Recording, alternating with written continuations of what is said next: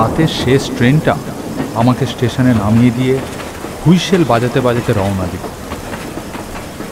ট্রেনটা চলে গেলে চারিদিকে চোখ ফিরিয়ে দেখলাম স্টেশন চত্বর একেবারে জনশূন্য। তার একটা কারণ এই যে এখন রাত 10টা বাজে। আরও একটা কারণ হলো সন্ধ্যা থেকে ঝিমঝিম সুরে এক নাগাড়ে বৃষ্টি হয়ে চলেছে। আমি পা চালালাম স্টেশনের বাইরের দিকে। যাচ্ছি আমার শ্বশুর বাড়ি। জায়গাটির নাম হরিহরপুর। এই লুধি স্টেশনে নেমে এখান থেকে প্রায় 6-7 কিলোমিটার। আমার স্ত্রী তার বাপের বাড়িতে কয়দিন হলো গিয়ে রয়েছে। আমি আজ গিয়ে রাত্রিটা কাটিয়ে কাল স্ত্রীকে নিয়ে ফিরব, এই কথাই স্থির হয়েছিল।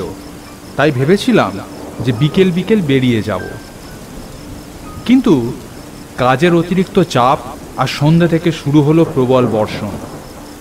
তারপর যত সময় গেল বৃষ্টির বেগ কমতে শুরু করলো, তবে বৃষ্টি পুরোপুরি বন্ধ হয়ে গেল না। তখন আমি অফিস থেকে বেরিয়ে ট্রেনে করে যাত্রা করলাম। এখন আমি ছাতা মাথায় দিয়ে স্টেশনের উপর দিয়ে হেঁটে চলেছি। স্টেশনের বাইরে এসে দেখলাম চারিদিক জনশূন্য। রাস্তায় একটা কুকুরেরও দেখা পেলাম না। এবার কি করি? ভারী বিপদ হলো দেখছি। প্রতিবারে এখানে নেমেই সাইকেল রিক্সা বা এক্কা গাড়ি কিছু একটা পেয়ে যাই। কিছুক্ষণ অপেক্ষা করে যখন সাইকেল রিক্সা বা এক্কা গাড়ি দুটোর কোনো একটাও দেখতে পেলাম না, তখন বুঝতে পারলাম এতখানি পথ আমাকে পায়ে হেঁটেই যেতে হবে, তাও আবার এই বৃষ্টির মধ্যে। আর কোনো উপায় না দেখে কাঁচা রাস্তা ধরে হাঁটতে লাগলাম শ্বশুর বাড়ির উদ্দেশ্যে। বৃষ্টি হওয়ার কারণে রাস্তা কাদা ও পিছল হয়েছিল, তাই খুব সাবধানে হাঁটছিলাম রাস্তা দিয়ে। সঙ্গে একটা টর্চ ছিল, আর তার আলোর উপর ভরসা করে মাথায় ছাতা ধরে হেঁটে চলেছি সামনের দিকে। রাস্তাটি আমার পূর্ব পরিচিত। আগে আমি অনেকবারই এসেছি, তবে এই গাঢ় অন্ধকারে বৃষ্টির রাতে এই পথ আমার কেমন যেন অচেনা বলে মনে হলো। শ্বশুরবাড়ি পৌঁছানোর রাস্তা খুব একটা জটিল নয়, সিধে পথ। রাস্তায় হাঁটতে হাঁটতে অনুভব করলাম আমার খিদে পেয়েছে। তার সাথে বৃষ্টির জলের ঠান্ডা ঝাপটায় শরীরে এক কাঁপুনির অনুভূতি হচ্ছে। সেই সন্ধ্যের সময় অফিসের ক্যান্টিনে একটু জল খাবার খেয়েছিলাম। তারপর ট্রেনে কয়েকবার চা, এই যা। মনে মনে ভাবলাম একটু গরম চা হলে মন্দ হতো না, কিন্তু এখন ইচ্ছা থাকলেও উপায় নেই। শ্বশুরবাড়ির যাওয়ার রাস্তায় না আছে কোনো চায়ের দোকান, না আছে কোনো খাবারের দোকান। চওড়া লাল কাঁকড় বিছানো রাস্তার দুপাশে কখনো ক্ষেত, আবার কখনো বাঁশঝাড়, আম জাম কাঁঠালের বাগান। আমি সামনের দিকে হেঁটে চলেছি। কিছুটা যাবার পর হঠাৎ দেখলাম দূরের রাস্তায় একটা আলোর বিন্দু। প্রথমে ব্যাপারটা কি আমি বুঝতে পারলাম না, কারণ এমন নির্জন নিস্তব্ধ ফাঁকা জায়গায় কে এত রাতে বৃষ্টির মধ্যে আলো জ্বেলে বসে থাকবে। যত কাছে যেতে লাগলাম দেখলাম একটা চায়ের দোকান। মনে মনে ভাবলাম এখানে আবার দোকান কবে হলো? এর আগের বার যখন এসেছিলাম তখন তো ছিল না। মনে মনে ভাবলাম ভালোই হয়েছে, মনটা অনেকক্ষণ ধরে চা খাবো করছিল। গিয়ে দাঁড়ালাম দোকানের সামনে। দেখলাম দোকানদার ছাড়াও আরও দুজন লোক বসে চা খাচ্ছে।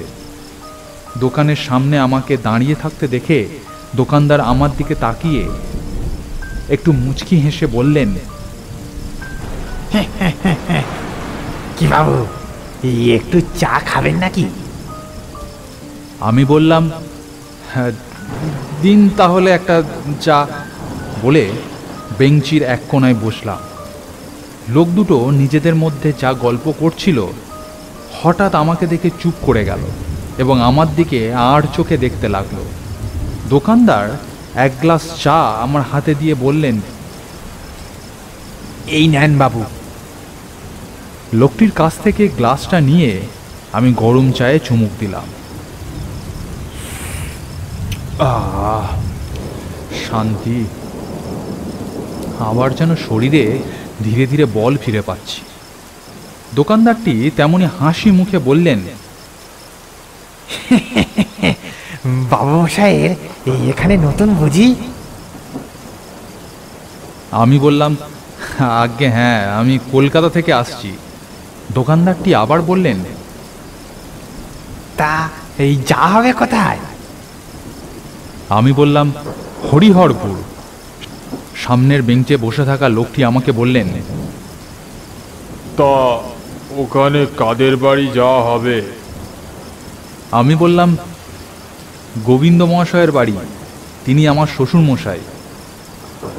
লোকটি একটু হাসি হাসি মুখ করে বললেন, ও হো হো হো, আরে তুমি গোবিন্দর জামাই?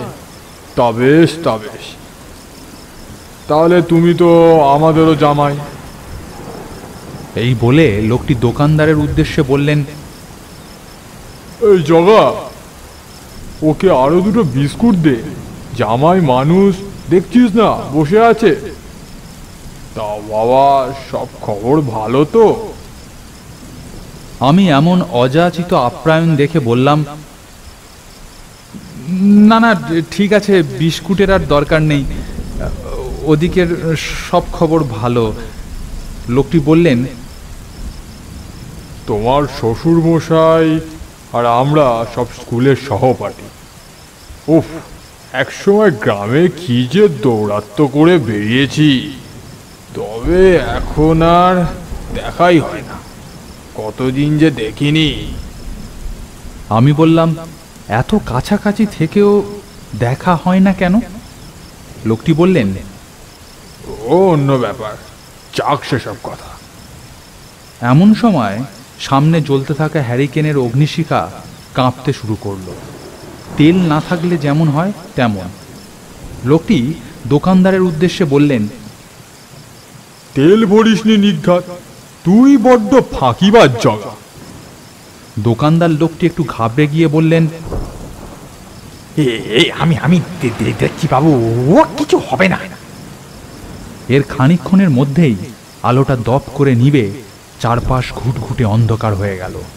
এমন সময় আকাশের এক প্রান্ত থেকে অন্য প্রান্তে ছুটে গেল নীল বিদ্যুতের ঝলকানি। সেই আলোতে দেখলাম আমার সামনে দোকানের বেঞ্চের উপর বসে আছে একটা কঙ্কাল। পাশের দিকে চোখ করতে দেখলাম আমার পাশে বসে আছে আর একটা কঙ্কাল। আর দোকানের মধ্যেও একটি শীর্ণকায় কঙ্কাল দাঁড়িয়ে আছে। এই দৃশ্য দেখে আমার পিঠের শিরদাঁড়া দিয়ে একটা হিমশীতল স্রোত বয়ে গেল। ভয়ে শরীর ঠক ঠক করে কাঁপতে লাগলো। আমি ভয়ে ভয়ে বললাম, হে কি আপনারা কারা? সামনে বসে থাকা কঙ্কালটি গম্ভীর স্বরে বলল, ভয় পেও না জগা, এই জন্য বলি হ্যারিকেনে তেল ভরে রাখবি। দেখলি তো জামাই বাবা জীবন কেমন ভয় পেয়ে গেল। তুমি ভয় পেও না বাবা, বসো, এখানে বসো। আমি আর এক মুহূর্ত অপেক্ষা না করে দৌড় দিলাম শ্বশুর বাড়ির পথে। পেছন থেকে ভেসে আসতে লাগলো সেই লোকটির ভয়ঙ্কর কণ্ঠস্বর, জামাই বাবা জীবন দাঁড়াও, যেও না, আর একটু যত্ন খাতির করতে দাও। তোমার শ্বশুর মশাইকে গিয়ে বলো অবিনাশ আর পবনের সাথে তোমার দেখা হয়েছিল জগার চায়ের দোকানে। আমি আর পেছনের দিকে তাকালাম না, প্রাণপণে দৌড়াতে লাগলাম। সেদিন যে কি করে আমি শ্বশুর বাড়িতে পৌঁছেছিলাম সে একমাত্র আমিই জানি। সে রাতে আমি কেমন যেন ঘোরের মধ্যে ছিলাম। পরের দিন সকালে শ্বশুরমশাইকে দেখলাম বৈঠকখানায় বসে খবরের কাগজ পড়ছেন। আমি ঘরে ঢুকতেই তিনি আমাকে বললেন, আচ্ছা বাবা, কাল রাতে তোমার কি হয়েছিল বলো তো? আমি সসংকোচে বললাম, সে কথা আপনি কি বিশ্বাস করবেন বাবা? শ্বশুরমশাই বললেন, তুমি বলেই দেখো না বাবা, বলো, কোনো চিন্তা নেই তোমার। আমি বললাম, কাল রাতে বাড়ি ফেরার পথে একটা চায়ের দোকানে চা খেতে গিয়েছিলাম। সেখানে দুজনার সাথে আলাপ হয়। শ্বশুরমশাই আমার কথা কেটে বললেন, অবিনাশ আর পবন। আমি বললাম, হ্যাঁ, আপনি কি করে জানলেন? শ্বশুরমশাই বললেন, তারা ছিল আমার সহপাঠী। আজ থেকে 10 বছর আগে এক রাতে তারা ওই চায়ের দোকানে বসে চা খাচ্ছিল। এমন সময় একটা লরি এসে দোকানে ধাক্কা মারে। তৎক্ষণাৎ 3 জনের মৃত্যু হয়।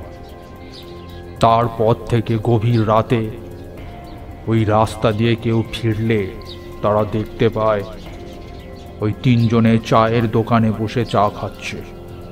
বাবা, তুমি বড় বিপদের হাত থেকে খুব বাঁচান বেঁচে গেছো। গল্পটি ভালো লাগলে একটি লাইক করুন। এরকম আরও গল্প দেখতে চাইলে চ্যানেলটি সাবস্ক্রাইব করে পাশের বেল বাটনটি প্রেস করে দিন, কারণ ভবিষ্যতে এখানে আরও এরকম গল্প আসতে চলেছে।